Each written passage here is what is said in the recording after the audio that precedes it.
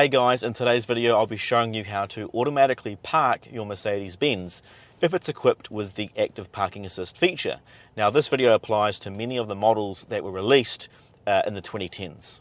Active park assist can both parallel park and perpendicular park, and the way it works is that on the side of the cars are ultrasound sensors, and as you drive it will measure the distance between two cars. So you must be parking in a car park that's got two cars or two large obvious obstacles on either side of the park, so it can measure that distance. Now newer models were a bit more advanced. They can actually see the lines, the parking lines on the ground, but in this model it needs cars or obstacles clearly on both sides to measure the park.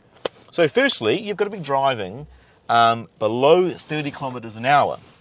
And when you are doing that, you'll see in the instrument cluster over here, there's a little P icon right down in the middle there. And that tells you that it's looking for those parks. Now, once it's found a car park, you'll see this arrow appear. So now, if I go into reverse, it will ask me start park assist. And over here, I'm going to tap on the steering wheel OK. The car will begin steering itself into the park. It brakes automatically to avoid collisions, but you can intervene at any time. If the car needs to straighten up for the park, it will ask you to put the car into drive or reverse via the instrument cluster. Now, I've been using this feature for years, not because I can't park, but because it's just so satisfying to watch it do its thing. It's pretty reliable and hasn't hit anything or curbed any wheels.